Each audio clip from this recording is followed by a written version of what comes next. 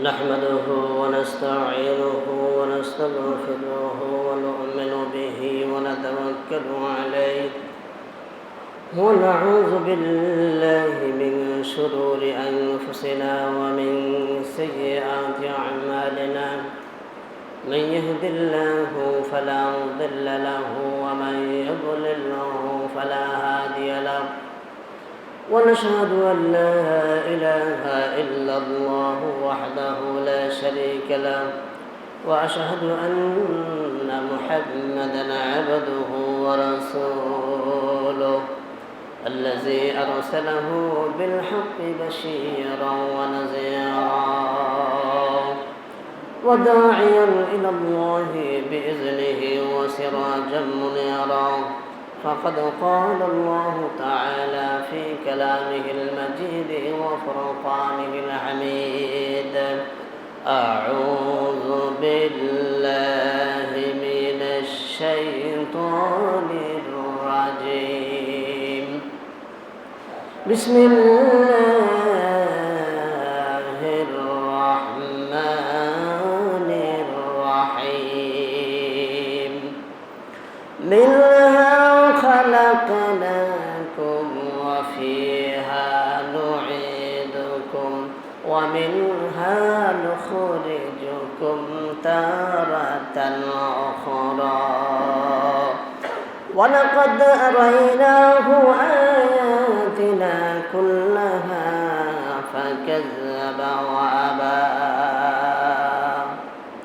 صدقت يا رب العالمين.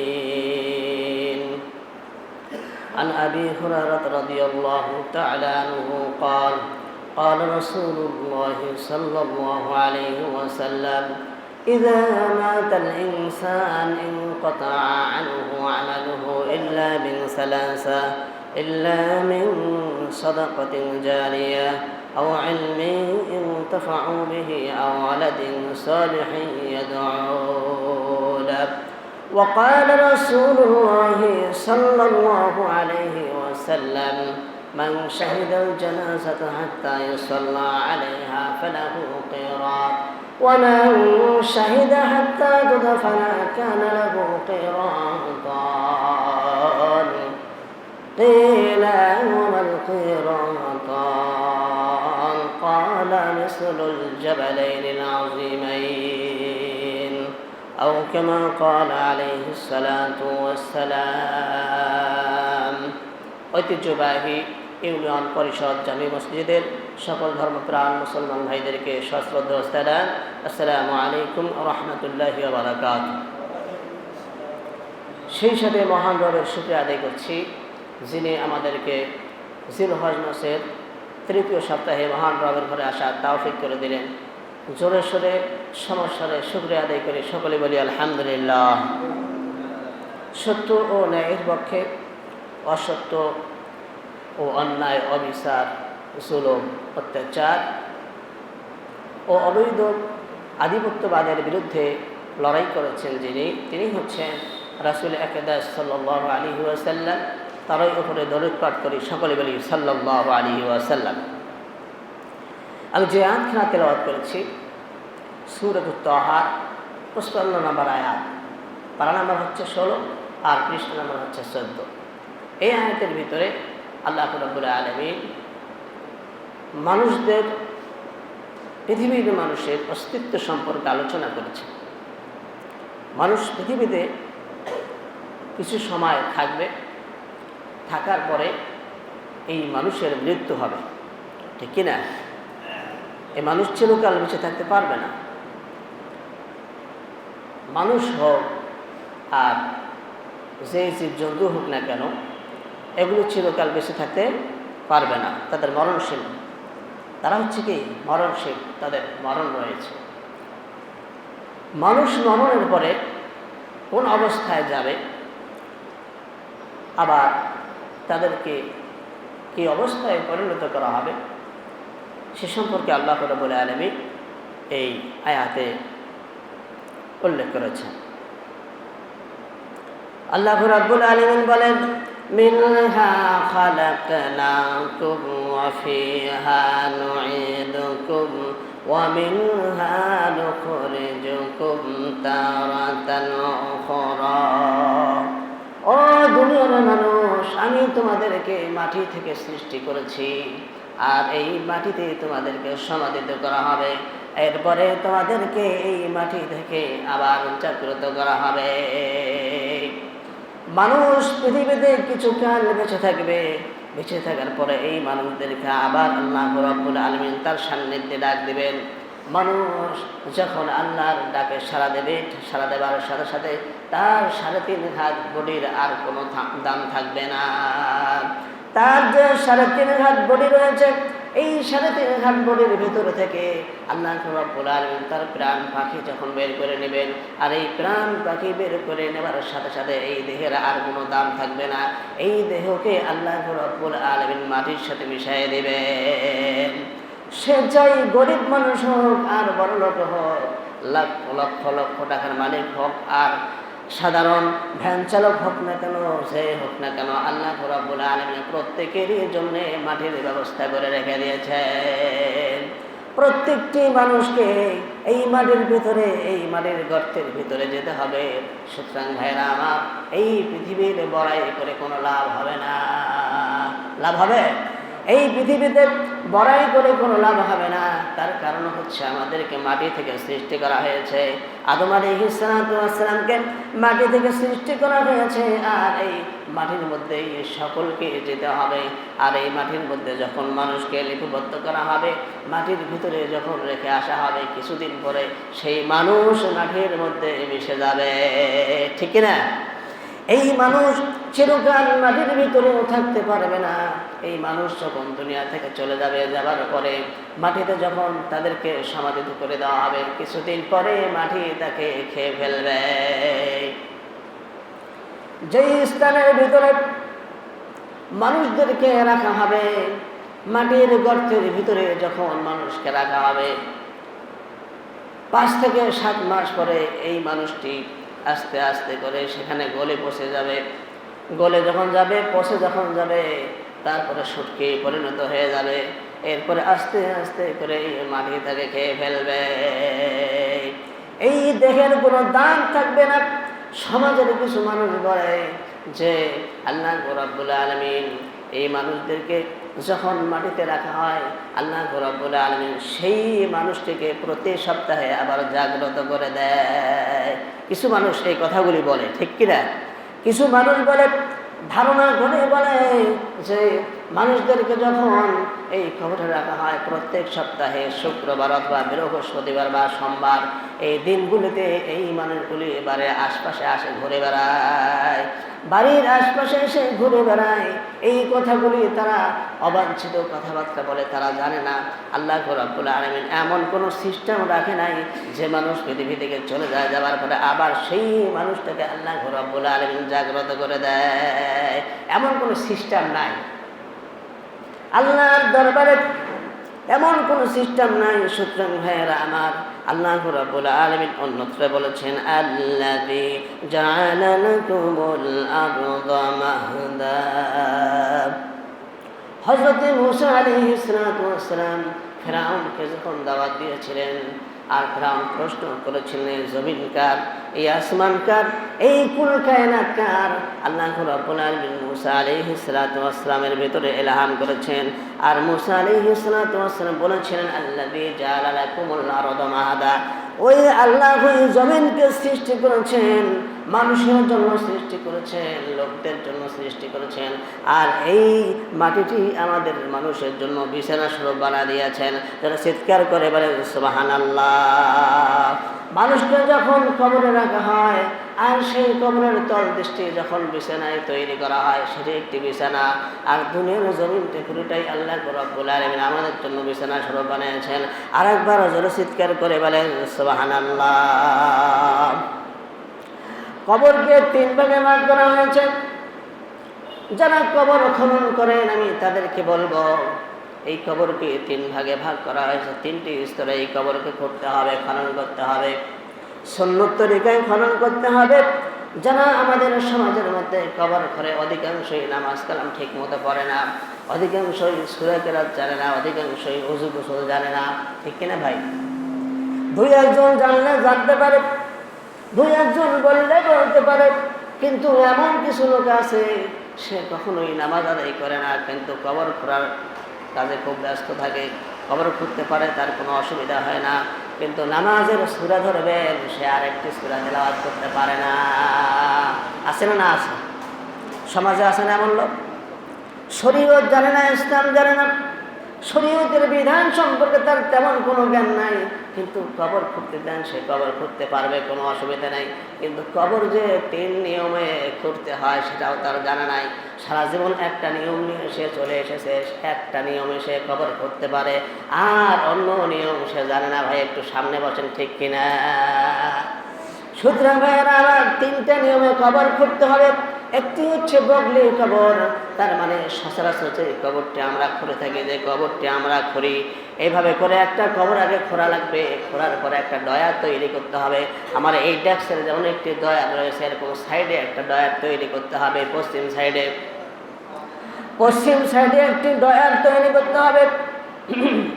এই ডয়ারের ভিতরে কেবলার দিক করে মানুষটাকে ঢুকাই দিতে হবে। ঢুকাই দেওয়ার পরে সাইড দিয়ে বাঁশ দিয়ে দিতে হবে। বাঁশ দেওয়ার পরে চাটাই দিতে হবে আগে, তারপরে বাঁশ দিতে হবে। বাঁশ দেওয়ার পরে লোকটি তো চলে গেল ভেতরে, ঠিক কিনা? ডয়ারের ভিতরে চলে গেল। এখন সাইডে যে জায়গাটি রয়েছে, এই ফাঁকা জায়গার মধ্যে মানুষ মাটি দেবে, জনমের মধ্যে কোনো অসুবিধা নাই, জিন্দিগি চলে যাবে, এই কবরটা আর কোনোদিন ভাঙবে না। কথা বুঝে আসছে? এটা হচ্ছে সুন্নত কবর। সুন্নত নিয়মে এই কবরগুলো করতে হবে। তারপরে আর একটা নিয়ম হলো, যেভাবে আমরা কবর করি এইভাবে কবর করার পরে মাঝখানে আর একটু 1 হাত পরিমাণ অথবা 1.5 হাত পরিমাণ সুন্দর করে 4 কোণাসি করে করতে হবে, যাতে করে মানুষটিকে পশ্চিম দিকে কেবলার দিকে মুখটা ফিরাইয়া যেন সেখানে ঢুকাই দেওয়া যায়, যাতে কোনো অসুবিধা না হয়। এখন মাটি দেওয়ার ব্যাপারে সেই জায়গার উপরে 1 হাত উপরে অথবা 2 হাত উপরে অথবা 3 হাত উপরে অথবা 4 হাত উপরে সেখানে সাইডাই দিতে পারবেন। সাইডাই দেওয়ার পরে সেখানে বাঁশ দিতে পারবেন, তারপরে মাটি দিতে পারবেন, কোনো অসুবিধা নাই। যদি নিচের থেকে মাটি দিয়ে আসতে পারেন সেটাও করতে পারবেন, কোনো অসুবিধা নাই। যদি বলেন মাঝখান থেকে মাটি দেবো সেটাও করতে পারবেন, কোনো অসুবিধা নাই। যদি বলেন একেবারে ছাদের উপরে মাটি দেবো সেটাও করতে পারবেন, কোনো অসুবিধা নাই। এই 3 নিয়মে আমাদের কবর করতে হবে ভাইরা। আমার একটা নিয়ম ধরে থাকলে চলবে না। প্রতিদিন গরুর গোশত দিয়ে ভাত খাইলে ভালো লাগবে না। 3 দিন পরে যদি একটু সাধারণ তরকারি, আলু বেগুনের তরকারি যদি দেওয়া যায়, ভাত দেওয়া যায়, তাহলে ভালো লাগবে। তেমনিভাবে সারা জীবন এক প্রকারের কবর খুঁড়েছেন। সুতরাং ভাইয়েরা আমার, আমি বলতে চাই এখন কবর খোঁড়ার নিয়মটা একটু চেঞ্জ করে দিতে হবে, ঠিক আছে? আল্লাহ রাব্বুল আলামিন আমাদেরকে বোঝার তৌফিক দান করুক। সুতরাং একজন মুসলমান যখন মারা যাওয়ার পরে তার জানাজা কে পড়াবে, শরীয়ত কি বলে, ইসলাম কি বলে, আমাদের সমাজের লোকেরা কি বলে। সুতরাং ভাইয়েরা আমার, এই বিষয়গুলি আমাদের জানা দরকার আছে। জানা দরকার আছে কিনা? জানা দরকার আছে কিনা? আল্লাহ রাব্বুল আলামিন বলেন, ওয়াসালাকা লাকুম ফিহা সুবুলা। আল্লাহ রাব্বুল আলামিন এই জমিনে তোমাদের চলাফেরা সফর করার জন্য পথ বানিয়ে দিয়েছেন, যাতে করে তোমরা এই পথ দিয়ে গন্তব্যস্থলে যেতে পারো, তোমাদের কোনো অসুবিধা না হয়। তার আগে আয়াতে আল্লাহ রাব্বুল আলামিন বলেছেন, আমি যে তোমাদের জন্য বিছানা বানিয়ে দিলাম, আর এই যে বিছানা আমি বানাই দিলাম, এই বিছানাটা আমি স্থির করে দিয়েছি। আমি যদি স্থির না করে দিতাম তাহলে তোমরা চলতে পারতে না, এই দুনিয়ার জমিনে তোমরা চলতে ফিরতে পারতে না, তোমরা চলাচল করতে পারতে না, এক জায়গায় বসে থাকতে পারতে না, ঠিক না? এত বড় বড় বিল্ডিংগুলো তৈরি করা হয়েছে, জমিন যদি স্থির না হতো, আল্লাহ রাব্বুল আলামিনের ভাষায় আল্লাহ রাব্বুল আলামিন বলছেন, এই জমিনকে যদি আমি স্থির না করে দিতাম, জমিন যদি না থেমে থাকতো, তাহলে এই বড় বড় বিল্ডিংগুলি তোমরা তৈরি করতে পারতে না। পারতে নাকি? জমিন যদি লড়াচড়া করে, একটু লড়াচড়া যদি করে, সেখানে বিল্ডিং তুললে কিছুদিন পরে ওই বিল্ডিং ভেঙে পড়ে যাবে। এত বড় বড় গাছগুলি দেখা যাচ্ছে আমাদের জমিনের ওপরে রয়েছে। যদি মাটি একটু সরাসরি করে, বেশি নয় 5 থেকে 7 মিনিট যদি সরাসরি করে, তাহলে এই বড় বড় গাছগুলি মাটিতে লুটিয়ে পড়বে, ঠিক কিনা? থাকবে না। সুতরাং আল্লাহ রাব্বুল আলামিন বলছেন, আমি তোমাদের জন্য মাটিকে বিছানা বানিয়ে দিয়েছি, জমিনকে বিছানা বানিয়ে দিয়েছি। আল্লাযী জাআলা লাকুমুল আরদা মাহাদা। আর এই মাটিকে যদি আমি স্থির না করে দিতাম, তাহলে মানুষ মারা গেলে কবরের ভিতরেও তারা রাখতে পারতো না। আর এই কবরের ভিতরে রাখাও তাদের জন্য অসম্ভব হয়ে যেত, ঠিক না?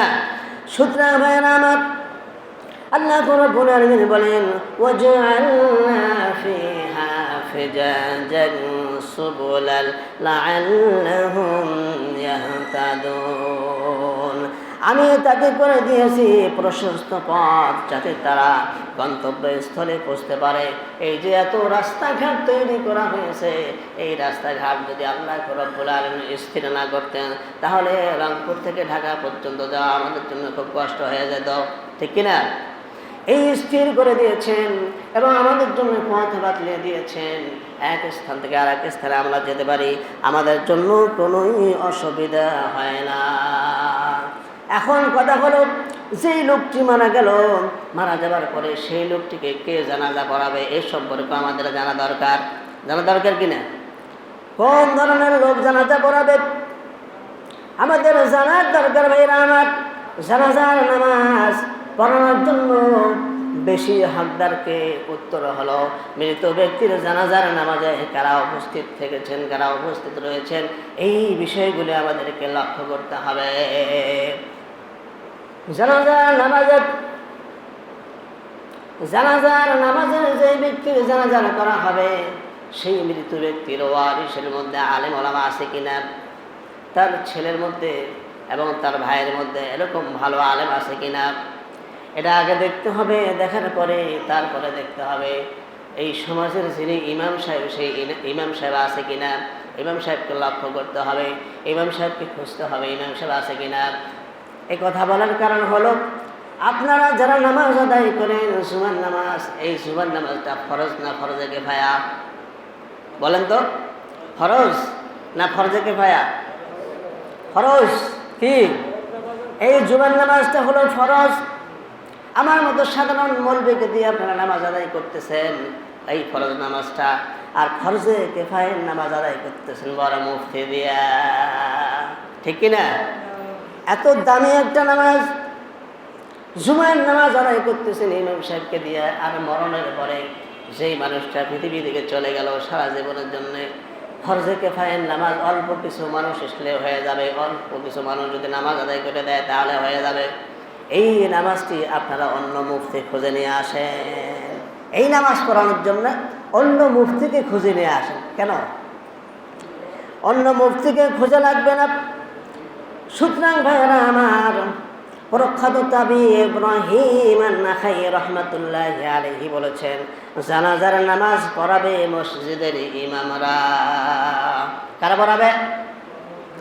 মনে থাকবে আমাদের? এটা তো অন্য এলাকার জন্য ওয়াজ করতেছি না, আমার এলাকার জন্য আমি ওয়াজ করতেছি। আমার এলাকার লোকদেরকে জানানোর জন্য আমি এই বক্তৃতা দিচ্ছি। ভাইরা আমার, অন্য এলাকার যত বড় মৌলবী সাহেব আস না কেন, আমরা দেখবো না। আমরা দেখবো আমার মসজিদের ইমাম সাহেব আছে কিনা, আমাদের এলাকার মসজিদের ইমাম সাহেব আছে কিনা। আগে ইমাম সাহেবকে দেখতে হবে, তারপরে মুফতি সাহেবকে খুঁজতে হবে, ঠিক কিনা? এই বিষয়টি বলার কারণ হলো, আমি 2 বছর থেকে আপনাদের এখানে ইমামত করতেছি, আল্লাহ রাব্বুল আলামিন করাচ্ছেন আমাকে দিয়ে।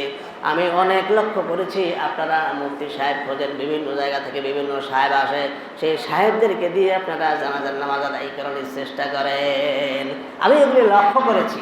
এগুলি আমার কোনো বানোয়াট কথা না, কোরআন হাদিসের কথা, শরীয়তের কথা বলছি, আমার বানানো কোনো কথা বলছি না। সুতরাং আমাদেরকে অবশ্যই এই বিষয়গুলি লক্ষ্য করতে হবে। অন্য বর্ণনায় তাবি সালেম রহমাতুল্লাহি আলাইহি, তাউস রহমাতুল্লাহি আলাইহি, মুজাহিদ রহমাতুল্লাহি আলাইহি, কায়েস রহমাতুল্লাহি আলাইহি, তারা বলেছেন ইমাম সাহেবকে জানাজা পড়ানোর জন্য আগে বাড়িয়ে দিতে হবে। আমরা কি তাবিজ চাইতে বড়? আমরা তো সাধারণ পাবলিক, নামাজও জানি না, উজু গোসলও জানি না। মনে করেন ধরেন 99% লোক সূরা ফাতিহা সহি করে বলতে পারবে না। পারবে? পারবে না। এরপরে ইসলামী শরীয়তের, আমরা তো মুসলমান সবাই, তাই না? শরীয়তের সব হুকুমকে আমরা জানি? ভাই বলেন না কেন? শরীয়তের সব হুকুম জানা আছে? আমি যে ইমাম সাহেব, আমারও তো সব শরীয়তের সব হুকুম জানা নাই। জানার শেষ আছে নাকি? ভাই কথা বলেন না কেন? জানার শেষ আছে? জানার শেষ নাই, শিক্ষারও শেষ নাই। সুতরাং শিখতে শিখতে জীবন শেষ হয়ে যাবে, তারপরও শিখে শেষ করতে পারবেন না। এমন একটি শরীয়ত আল্লাহ রাসূল সাল্লাল্লাহু আলাইহি ওয়াসাল্লাম আমাদেরকে দিয়ে গেছেন। সুতরাং ভাইয়েরা আমার, মসজিদের ইমাম সাহেব জানাজা আদায় করবে। তাবি ইব্রাহিম নাখি রহমাতুল্লাহি আলাইহি বলেছেন, সাল্লাল্লাহু আলাইহা আইম্মাতুল মাসাজিদ, সাল্লাল্লাহু আলাইহা আইম্মাতুল মাসাজিদ, জানাজার নামাজ পড়াবে মসজিদের ইমামগণ। তিনি আরো বলেন, তারদাউনা ফি সালাতিকুমুল মাকতুবাত ওয়ালা তারদাউনা বিহিম আলাল মাউতা, তোমরা তাদের পিছনে ফরজ নামাজ আদায় করো। ফরজ নামাজ আদায় করতে তোমাদের কোনো অসুবিধা হয় না, কিন্তু মানুষ মরণের পরে জানাজার নামাজ আদায় করতে তোমাদের কিসের অসুবিধা? অসুবিধাটা কিসের? সুতরাং ভাইয়েরা আমার, অন্যকে খোঁজার কোনো প্রয়োজন নেই। আপনারা মনে করেন যে ইমাম সাহেব তো আমাদের সারা জীবন নামাজ আদায় করলো, ইমাম সাহেব আমাদের প্রতিদিন মসজিদের মধ্যে আসে, জুমার নামাজ আদায় করে, আসরের নামাজ আদায় করে, এরপরে হচ্ছে জোহরের নামাজ আদায় করে, ফজরের নামাজ আদায় করে। আমরা একটু অন্য ভালো কোনো ইমাম দিয়ে নামাজ আদায় করি। এটা ইসলাম বলে নাই, এটা ইসলাম বলেনি, শরীয়ত বলেনি। সুতরাং আমার হাসান রাদিয়াল্লাহু তাআলা আনহু যখন মারা গেলেন, হাসান হোসেনকে চেনেন তো আপনারা? চেনেন না? না দেখলেও জানি তো। হাসান রাদিয়াল্লাহু তাআলা আনহু যখন মারা গেলেন, মারা যাওয়ার পরে তার যে ভাই একজন রয়েছে হুসাইন রাদিয়াল্লাহু তাআলা আনহু, হুসাইন রাদিয়াল্লাহু তাআলা আনহু সাহাবাদের মধ্যে অন্যতম গুরুত্বপূর্ণ একজন মানুষ। আল্লাহ রাব্বুল আলামিন সৃষ্টি করেছিলেন। সাহাবা আজমাইন সেখানে উপস্থিত ছিলেন। সাহাবা আজমাইন উপস্থিত ছিলেন। উপস্থিত থাকার পরেও হুসাইন রাদিয়াল্লাহু তাআলা আনহু তার এলাকার ইমাম সাহেবকে খুঁজতেছেন, তার এলাকার ইমাম সাহেবকে ডাকতেছেন, ইমাম সাহেব আসেন। হাজার হাজার সাহাবী সেখানে উপস্থিত। এই সাহাবীরা উপস্থিত থাকা সত্ত্বেও হুসাইন রাদিয়াল্লাহু তাআলা আনহু তার এলাকার ইমাম সাহেবকে সামনে দিয়ে দিলেন। ইমাম সাহেব, হুজুর আমার ভাইয়ের জানাজাটা আপনি পড়ায় দেন। কিন্তু হুসাইন রাদিয়াল্লাহু তাআলা আনহু জানলেওয়ালা কম ছিলেন না, কম ছিলেন। তিনি আলেমেরা আলেম ছিলেন। সুতরাং ভাইয়েরা আমার, পরবর্তী সময়ে হুসাইন রাদিয়াল্লাহু তাআলা আনহু বলেছেন, এটি যদি সুন্নত না হতো তাহলে আমি আমার ভাইয়ের জানাজা পড়াইতাম, আমি পিছনে থাকতাম না। এটা যদি সুন্নত না হতো তাহলে আমি সামনে থাকতাম। এর চেয়ে ভালো দলিল আমার কাছে আর নাই। সুতরাং ভাইয়েরা আমার, এখন দেখা যাচ্ছে বড়দার পাশে বালতি দিয়ে দেওয়া হয়। এই পিছনে কি করে?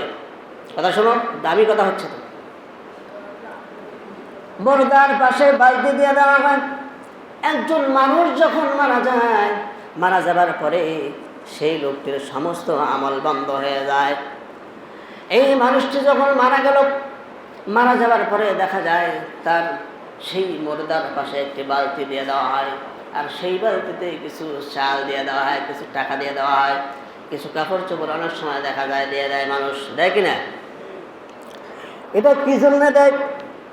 কিছু মানুষ আছে ধর্মপ্রাণ মুসলমান, এই ধর্মপ্রাণ মুসলমানেরা মনে করে যে এখানে যদি তার নামে তার পক্ষ থেকে কিছু চাল দিয়ে দেওয়া হয়, আল্লাহ রাব্বুল আলামিন হয়তো বা তাকে মাফ করে দিতে পারে, তার গুনাহ কিছু মাফ করে দিতে পারে, তার কিছু আযাব লাঘব করে দিতে পারে। এটা মনে করে তো দেওয়া হয় নাকি? আমার কথা বোঝেন নাই? কি বুঝছেন? মানুষ যখন মারা যায়, মারা যাওয়ার পরে দেখবেন তার এই শিওরের পাশে একটি বালতি দিয়ে দেওয়া হয়েছে বা একটি গামলা দিয়ে দেওয়া হয়েছে, আর সেখানে কিছু চাল দেওয়া হয়েছে। দেয় না অনেকে? কেউ আদর্শের চাল দেয়, কেউ 100 দেয়, কেউ 1 পোয়া চাল দেয়, আবার কেউ 200 টাকা দিয়ে দেয়, 500 টাকা দিয়ে দেয়, আবার কেউ একটি লুঙ্গিও দিয়ে দেয়। এগুলি হচ্ছে দান। এগুলি কি? এগুলি হচ্ছে দান খয়রাত, এগুলি হচ্ছে সাদাকা, এগুলি দেওয়া জায়েজ আছে, এগুলো কোনো অসুবিধার কারণ নয়। সুতরাং ভাইয়ারা আমার, সাদ ইবনে উবাদা রাদিয়াল্লাহু তাআলা আনহু থেকে বর্ণিত, তিনি বলেন তার মা যখন মারা গেল, মারা যাওয়ার পরে আল্লাহ রাসূল সাল্লাল্লাহু আলাইহি ওয়াসাল্লামের কাছে আসলেন, এসে বললেন, হুজুর আমার মা মারা গেছে, আমি তার জন্য কিছু সাদাকা করতে চাই, কিছু দান করতে চাই, কিছু খায়রাত করতে চাই। আল্লাহ রাসূল সাল্লাল্লাহু আলাইহি ওয়াসাল্লাম বললেন, হ্যাঁ দান করতে পারো, খায়রাত করতে পারো, কোনো অসুবিধা নাই। যে আমি যে আমার মায়ের পক্ষ থেকে দান করব, খায়রাত করব, এর মধ্যে কি আমি কোনো সওয়াব রেসানি পাবো নাকি? আল্লাহ রাসূল বললেন, হ্যাঁ তুমিও সওয়াব রেসানি পাবে, তোমার মাও সওয়াব রেসানি পাবে। জোরে চিৎকার করে বলেন সুবহানাল্লাহ। এখানে তো 1 পোয়া চাউল দিয়েছে, আদাসের চাউল দিয়েছে, 1 কেজি চাউল দিয়েছে, 10 কেজি চাউল দিয়েছে, ধরেন 10 কেজির বেশি হয় না।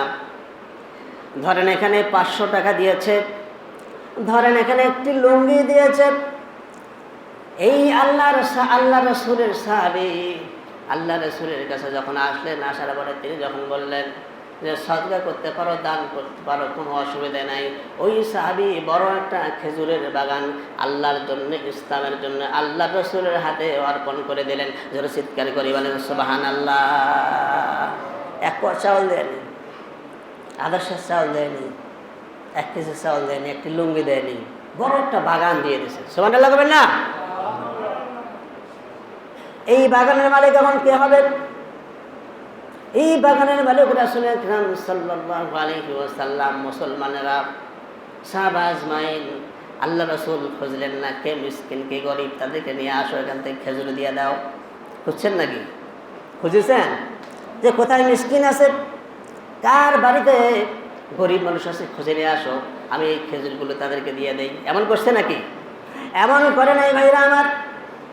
আল্লাহ রাসূল সাল্লাল্লাহু আলাইহি ওয়াসাল্লাম সেই বাগানের খেজুর বিক্রি করে সাহাবা আজমাইনদের পিছনে খরচ করেছেন, মুসলমানদের পিছনে খরচ করেছেন, জিহাদের ময়দানে খরচ করেছেন, এরপরে ইসলামের জন্য খরচ করেছেন। ইসলামকে পৃথিবীতে টিকিয়ে রাখার জন্যে এই খেজুরের বাগান থেকে খেজুর বিক্রি করে করে আল্লাহ রাসূল সাল্লাল্লাহু আলাইহি ওয়াসাল্লাম এই দ্বীনি সংগঠনকে চালিয়েছেন। যারা চিৎকার করে বলেন সুবহানাল্লাহ। এগুলি কি গল্প মনে করছেন? গল্প নয়, বাস্তব কথা। সুতরাং ভাইয়েরা আমার, যে বালতির উপরে সার দেওয়া হচ্ছে, টাকা দেওয়া হচ্ছে, এগুলি কারা পাবে? এগুলি যাকে দেবেন সেই খাইতে পারবে। এখানে কোনো ইমাম সাহেবের কথা আসবে না, এখানে কোনো মিসকিনের কথা আসবে না, এখানে কোনো গরিবের কথা আসবে না, এখানে কোনো খাদেমের কথা আসবে না, এখানে কোনো মুয়াজ্জিনের কথা আসবে না। এই দানটি যাকে দেবেন সেই খাইতে পারবে, কোনো অসুবিধা নাই। সে দান করেছে তো, কি দান করে না? 100 চাউল দেওয়া মানে ধরেন 1 কোটি টাকা। 100 চাউল মানে কি 1 কোটি টাকা। একজন গরিব মানুষ 10 টাকা দান করেন মসজিদে, 10 টাকা, ধরেন এটা 10,000 টাকা। একজন গরিব মানুষ যদি 10 টাকা দান করে, কয় টাকা? 10 টাকা দান করে, 10 টাকায় মনে করতে হবে 10,000 টাকা। তাহলে এই সমাজে এই পর্যায়ে যদি কেউ এরকম বড় বাগান দান করত, তাহলে এখানে কত রাজনীতিবিদ আসতো জানেন? এই সমাজে যত রাজনীতিবিদ রয়েছে সমস্ত রাজনীতিবিদ সেখানে হাজির হয়ে যেত। এত বড় বাগান কে খাবে, কেমনে খরচ করবে, কোথায় দেবে, এই টেনশনে তাদের ঘুম ধরতো না, ঠিক না? সুতরাং ভাইয়েরা আমার, এখান থেকে শিক্ষা গ্রহণ করতে হবে। দান খয়রাত যেটা করবেন, এই দানের জিনিস যাকে দেবেন সে খাইতে পারবে। এখানে মন্তব্য করার কিছু নাই। দলিল দিয়ে বুঝাই দিলাম, এর চাইতে ভালো দৃষ্টান্ত আমার কাছে আর নাই। কথা বলছেন? এর চাইতে ভালো দৃষ্টান্ত আর আমার কাছে নাই। যারা দান করবে, খায়রাত করবে, চাই সেটা 1 টাকা হোক আর 2 টাকা হোক, 5 টাকা হোক আর 10 টাকা হোক, 1 সারা চাল হোক আর 2 সারা চাল হোক, এটি জনকল্যাণমূলক কাজে ব্যবহার করতে হবে, যাতে করে মানুষের উপকার হয়। সেই ব্যাপারে মাথা গলাতে হবে, খারাপ কোনো দিকে মাথা গলা যাবে না। হযরত আবু হুরায়রা রাদিয়াল্লাহু তাআলা আনহু থেকে বর্ণিত, তিনি বলেন, আল্লাহ রাসূলের কাছে একজন লোক আসলেন। আসার পরে বললেন, হুজুর আমার পিতা মারা গেছে, আমার পিতা অনেক সম্পদ রেখে গেছে, এই সম্পদগুলো থেকে আমি কিছু সম্পদ ব্যয় করতে চাই, দান করতে চাই, খয়রাত করতে চাই। আল্লাহ রাসূল সাল্লাল্লাহু আলাইহি ওয়াসাল্লাম বললেন, হ্যাঁ করতে পারো। আল্লাহ রাসূলকে জিজ্ঞাসা করা হলো, আমি যে সাদাকা করব, আমার পিতার কোনো উপকার হবে নাকি? আমার পিতার উপকার হবে নাকি? আমার কোনো উপকার হবে নাকি? আল্লাহ রাসূল সাল্লাল্লাহু আলাইহি ওয়াসাল্লাম বললেন, যিনি দান করবে তারও উপকার হবে, আর যিনি কবরস্থ হয়েছেন তারও কবরে এর কবরস্থানে যেতে থাকবে। জোরে চিৎকার করে বলেন সুবহানাল্লাহ। এরপরে ভাইরা আমার, আয়েশা রাদিয়াল্লাহু তাআলা আনহা থেকে বর্ণিত, তিনি বলেন, রাসূল আকরাম সাল্লাল্লাহু আলাইহি ওয়াসাল্লামের কাছে একজন লোক আসলেন। আসার পরে আল্লাহ রাসূল সাল্লাল্লাহু আলাইহি ওয়াসাল্লামকে বললেন, হুজুর আমার মা মারা গেছে, হঠাৎ করে আমি আমার মায়ের জন্য কিছু সদকা করতে চাই, দান করতে চাই, খয়রাত করতে চাই। আমার জন্য কোনো সওয়াবের স্থানে আছে নাকি? আমার সেই মায়ের জন্য কোনো সওয়াবের স্থানে আছে নাকি? আল্লাহ রাসূল বললেন, হ্যাঁ অবশ্যই, যে দান করবে সেও সওয়াবের স্থানে পাবে, আর যিনি কবরস্থ হয়েছেন তাকেও সওয়াবের স্থানে দেওয়া হবে। জোরে চিৎকার করে বলেন সুবহানাল্লাহ। এগুলি হচ্ছে উত্তম দৃষ্টান্ত, এর চেয়ে আর উত্তম দৃষ্টান্ত আমার কাছে নাই। এই হাদিসগুলো রয়েছে সহিহ মুসলিম শরীফের মধ্যে 4073 নম্বর হাদিস আর 4070 নম্বর হাদিস খুঁজলে পাবেন। সুতরাং ভাইয়ারা আমার, দানের টাকা যাই হোক না কেন, দানের টাকা যাই হোক না কেন, চাল হোক বা যাই হোক, যেটি মানুষ দান করবে, এই দানের বিষয়টি যেই জায়গায় খরচ করবেন সেই জায়গায় খরচ করা যায়। যাকে দেবেন সেই খাইতে পারবে, যাকে ব্যবহার করার জন্য দেওয়া হবে সেই খাইতে পারবে। ইন্ডিকেট করে ইসলাম কাউকে বলেনি, কাউকে ইন্ডিকেট করা হয়নি অমুক ব্যক্তিকে খুঁজে খুঁজে দিতে হবে, অমুক বাড়িতে গিয়ে দিতে হবে, এটা ইসলাম বলেনি। ইসলাম বলেছেন এটি খাবার যোগ্য, যাদেরকে দিলে উপকার হবে তাদেরকে দিতে হবে। সুতরাং ইসলামের বাহিরে কোনো কথা বলা যাবে না, ইসলাম পরিপন্থী কোনো কাজ করা যাবে না, শরীয়তের বাহিরে কোনো কাজ আমাদেরকে করা যাবে না।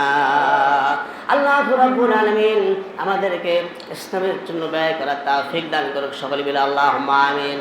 মানুষ যখন মারা যাওয়ার পরে সমস্ত আমল তার বন্ধ হয়ে যায়, আর তিনটি আমল জারি থাকে। একটি হলো যা মাতাল ইনসানি কাতা আনহু আমালুহু ইল্লা মিন সালাসা, ইল্লা মিন সাদাকাতিন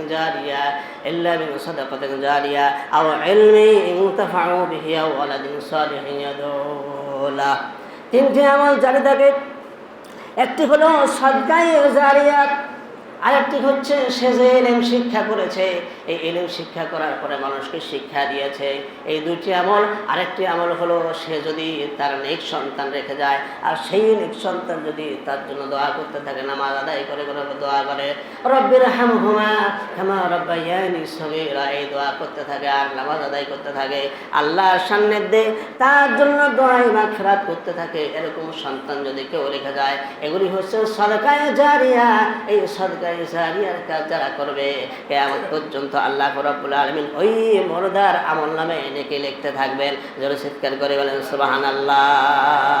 আল্লাহ রাব্বুল আলামিন আমাদেরকে ইসলামী শরীয়তের এই হুকুমগুলি আমল করার তৌফিক দান করুক। সকলে বলে আল্লাহুম্মা আমিন। ওয়া আখিরু দাওয়ানা আলহামদুলিল্লাহি রাব্বিল আলামিন। যারা পরে আসছি কবল জুমা আদায় করতে পারেনি, কবল জুমা আদায় করুন।